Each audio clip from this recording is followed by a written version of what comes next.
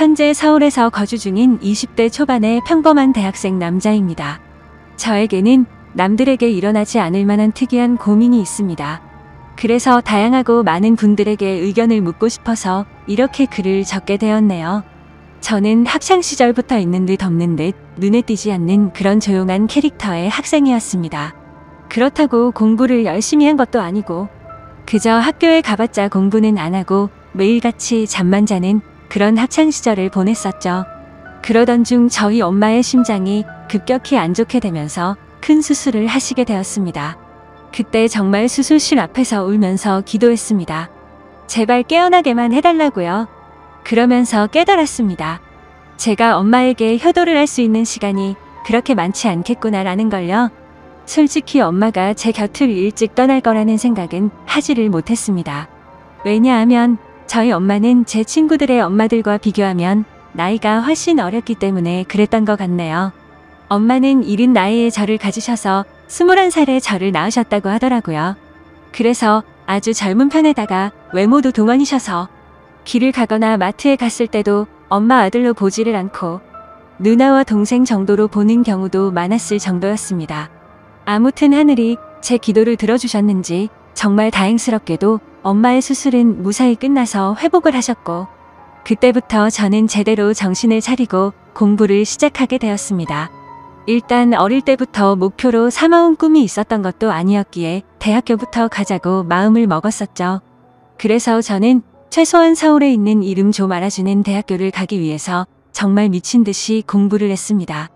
결국에는 삼수를 한 끝에 정말 아슬아슬하게 서울에 있는 명문대학교에 입학을 하게 되었죠. 정말 삼수를 하는 기간 동안 말도 못할 정도로 고생해서 들어갔기 때문에 저와 가족들은 누가 보면 창피할 정도로 모두 다 같이 얼싸 안고 기뻐했습니다. 대전이 고향인 저는 학교에 다니기 위해 서울에 자취방을 구하게 되었고 드디어 꿈을 그리던 대학교 생활을 시작하게 되었습니다. 삼수만의 꿈을 그리던 대학에 가는 거라 저는 남들보다도 더 대학 생활에 기대가 많았었죠. 하지만 심장이 좋지 않은 엄마는 제가 타지 생활을 하게 되어서 과할 정도로 걱정을 많이 하셨습니다. 그래서 엄마의 어릴 적 친하게 지내던 친구분이 서울에서 살고 계셨는데 그 아줌마에게 부탁을 해서 시간이 될 때마다 저에게 한 번씩 들러서 좀 봐달라고 부탁을 하시더라고요. 그렇게 저는 서울에 자취방을 구할 때 엄마의 친구분을 처음으로 만나게 되었습니다. 첫인상은 조금 놀랐습니다. 엄마가 친구분이 예쁘다고 하셔서 그냥 하는 말인 줄 알았는데 너무 미인이더군요. 심지어 저희 엄마도 동안이라고 생각하면서 살아왔지만 이 아줌마는 훨씬 더 어려 보이는 외모였죠. 그리고 만나기 전에 간단히 이야기를 들었는데 엄마의 친구분도 결혼을 하셨지만 성격 차이로 이혼을 하신 상태라고 하셨고 지금은 사업을 하고 있어서 돈을 잘 벌면서 싱글라이프를 즐기면서 지내신다고 하더라고요. 처음에는 호칭을 어떻게 해야 하나 정말 망설여졌습니다. 엄마와 또래여서 그렇지 아줌마라고 하기엔 남들이 보면 이상하게 생각할 정도였기 때문이죠. 왜냐하면 제 엄마 친구여서 호칭을 아줌마라고 했을 뿐이지 겉으로 보면 몇 살 차이도 안 나 보이는 누나로 보였거든요. 아무튼 그렇게 강렬했던 첫 만남을 뒤로하고 제가 자취를 시작하게 된 후로도 아줌마는 감사하게도 2주에 한 번씩은 저를 찾아와서 잘 지내는지 보셨고 친구 아들이 타지에 와서 고생한다고 밥도 몇 번 사주시고 용돈도 주셨습니다. 그런데 그런 아줌마를 보면 볼수록 제 감정이 이상하다고 느껴졌습니다. 아줌마를 처음 봤을 때만 해도 단순히 엄마의 친구라고만 생각했는데 시간이 지날수록 아줌마에게 이상한 감정이 들기 시작하더라고요. 왜냐하면 아줌마는 나이도 40대 초반이셨지만 나이보다 훨씬 어려 보였어요. 많게 봐도 30대 초반 정도로밖에 안 보였고 솔직히 20대와도 크게 다를 바가 없어 보였거든요. 그래서 그냥 같이 길을 걷고 있으면 또래의 여자친구랑 걷고 있는 기분이었습니다. 그리고 평상시에 운동을 열심히 하셔서 그런지 몸매도 너무 좋으셨죠.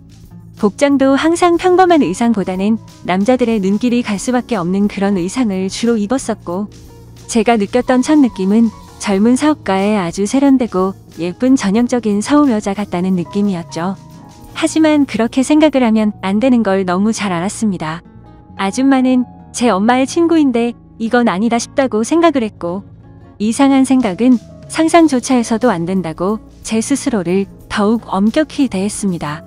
그러면서도 저는 저를 잘 챙겨주는 아줌마에게 항상 감사한 마음이 컸었고, 엄마한테도 아줌마가 잘 챙겨주셔서 밥도 잘 먹고 있고 아주 잘 지낸다며 걱정 말라고 말씀을 드렸습니다.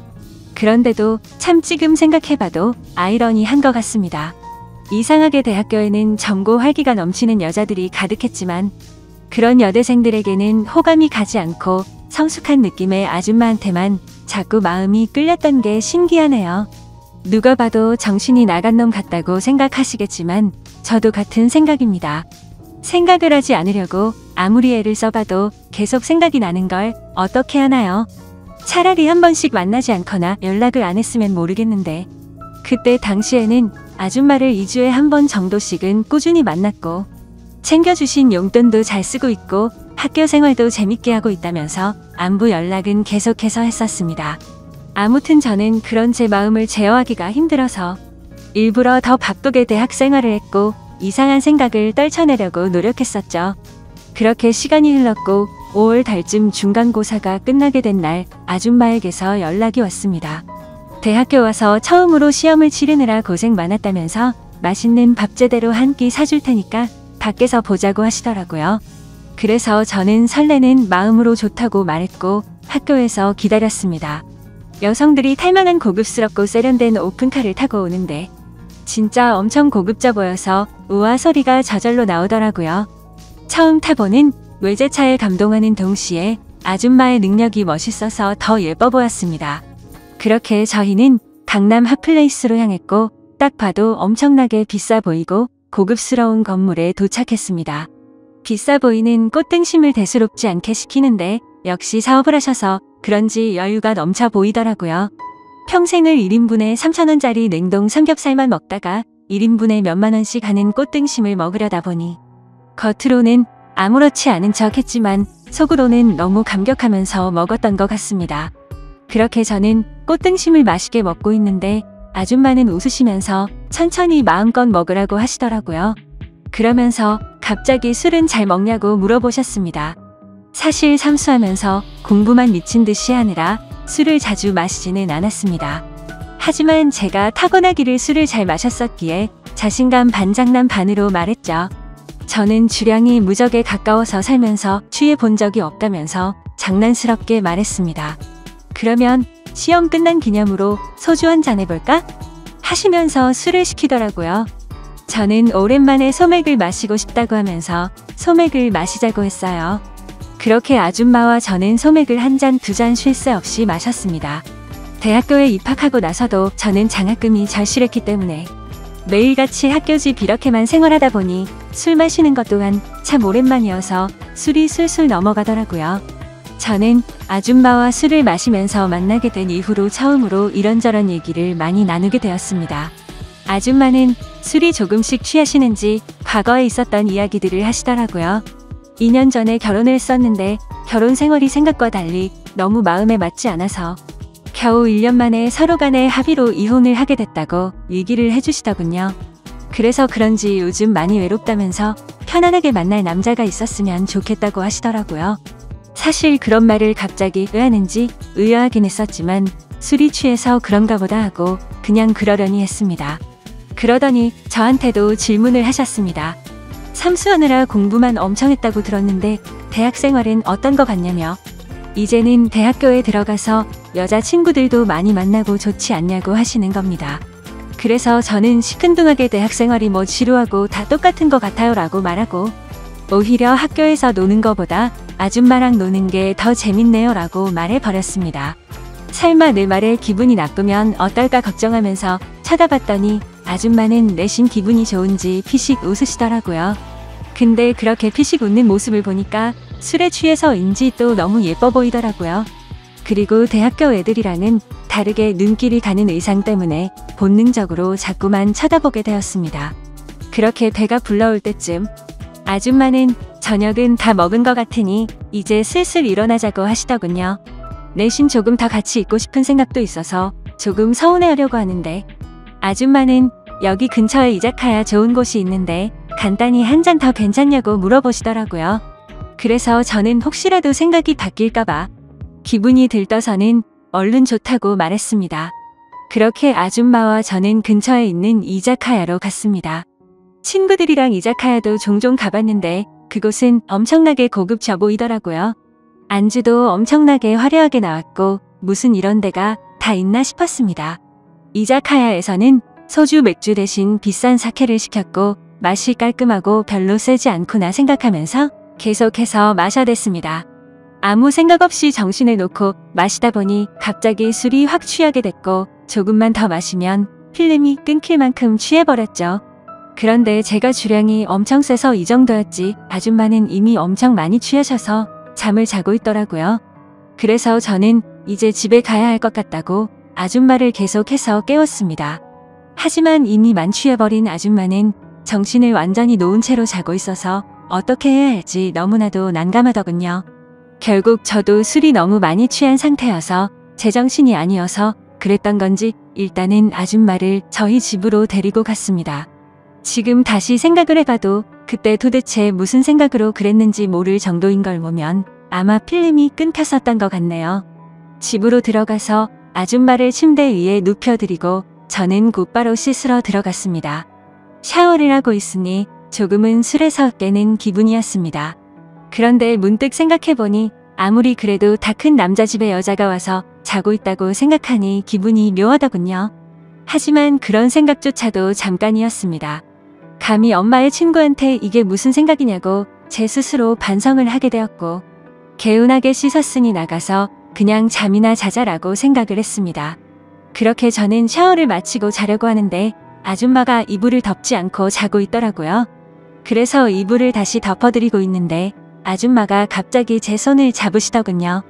저는 갑작스러운 상황에 너무 깜짝 놀라서 아줌마를 쳐다봤더니 아줌마는 술에 취한 척을 했었던 건지 뭔지는 모르겠지만 약간은 혀가 꼬인 목소리로 말을 하시더라고요. 너도 나한테 그동안 관심 있는 거 아니냐면서 매일 만날 때마다 힐끗힐끗 쳐다보는 거 아무 생각 없이 쳐다본 거냐고 하더군요. 그리고 왜 나한테 매일같이 연락하고 나랑 노는 게 좋다고 했냐라고 물어보니 할 말이 없어지더라고요. 그렇게 말하고는 우리 다 큰 성인이고 불법을 저지르는 것도 아닌데 솔직해지자고 하셨습니다. 혹시라도 우리가 만나는 게 너희 엄마가 알까봐 걱정되는 거면 비밀로 하자고 하더라고요. 그 말에 저도 제 마음을 숨길 필요가 전혀 없다고 느껴졌고 아줌마의 제안을 그러자고 했습니다. 그렇게 아줌마와 저는 남들에게는 비밀로 한 채로 연인 사이가 되어버렸습니다. 하지만 평범한 연인들과는 거리가 멀었고 달랐습니다. 아줌마는 우리가 결혼을 전제로 만나는 것도 아니고 서로가 챙겨주고 만나는 건 좋은데 언제든지 다른 사람을 사랑하게 된다면 쿨하게 보내주자고 하더라고요. 처음에는 그 제안이 좋은 건지 안 좋은 건지 멍하긴 했는데 저에게는 전혀 나쁠 게 없다고 생각이 되었습니다. 그렇지만 겉으로 봤을 때 아무리 비슷한 또래로 보인다고 하더라도 아줌마와 저의 나이 차이는 너무 많이 났기 때문에 내심 마음이 걸리기는 하더라고요. 그러던 중 아줌마와 같이 다른 연인들처럼 즐겁게 홍대 거리를 걸어다니면서 데이트를 하고 있었습니다. 그런데 갑자기 누가 뒤에서 말을 걸어서 돌아봤더니 대학교 친구 2명이 제게 인사를 건네더라고요. 그래서 인사를 하고서 친구들은 옆에 계신 분은 누구냐며 혹시 여자친구냐고 물어보길래 당황해서 멈칫하고 있는데 제가 당황한 걸 눈치채신 건지 아줌마가 여자친구는 아니고 아는 누나라고 말을 해버린 거죠. 그러자 눈치 없는 친구들은 이렇게 만난 것도 우연인데 방해가 안 된다면 저녁이나 같이 먹자고 하더라고요. 그런 제안이 너무 뜬금없었고 황당하더라고요. 왜냐하면 그 친구들은 저와 그렇게까지 친한 사이가 아니었고 같이 수업 듣고 이름만 아는 정도였기 때문이죠. 그래서 제가 거절을 하려고 하는데 제가 말하기도 전에 아줌마는 그러자고 대답을 해버렸고 너무 황당하게도 넷이서 다 같이 저녁을 먹으러 갔습니다. 그런데 도대체 이 친구들은 왜 같이 밥을 먹자고 한 건가 싶었는데 그 이유를 바로 알겠더군요. 그 친구들은 저에게는 전혀 관심이 없었고 아는 누나라고 말했던 아줌마에게 관심이 있었던 거죠. 정말 무슨 하이에나처럼 쉴 새 없이 번갈아가면서 질문을 던지더라고요. 그래서 나이를 알면 관심을 끄겠지 싶었는데 나이를 알게 됐는데도 불구하고 더 적극적으로 들이대더군요. 저와는 무슨 사이인지 남자친구는 혹시 없는지 노골적으로 질문을 하더니 결국에는 술도 같이 마시자고 졸라대는 모습이 너무 추해 보였고 점점 열이 받았습니다. 그런 친구들의 모습을 보니 제가 나이 차이가 많다고 고민을 했던 게 전혀 문제가 될 게 아니었다는 걸 깨닫게 되어버린 거였죠. 저는 더 이상은 같이 자리를 하고 싶지 않았고 아줌마에게 카톡으로 그만 일어나고 싶다고 했습니다. 그러자 아줌마는 내일 일이 있어서 술은 못 마실 것 같고 그만 일어나야 할 것 같다면서 자리에서 일어났죠. 그제서야 아줌마에게 번호라도 알려주면 안 되냐고 집요하게 달라붙더군요. 아줌마는 제가 불쾌해하는 걸 알았기에 번호는 다음에 기회가 된다면 알려준다면서 거절을 했고 그렇게 자리는 끝났습니다. 그런데 학교에서 그 친구들은 또다시 집요하게 번갈아가면서 저를 찾아오더군요. 아줌마의 연락처를 알려주면 안 되냐는 말과 첫눈에 반했는데 소개를 시켜달라고 똑같이 말을 하더라고요. 아무튼 그냥 더 이상은 상대를 하기 싫어서 사실은 우리 친형이랑 잘 되어가는 누나라고 말을 해버렸습니다.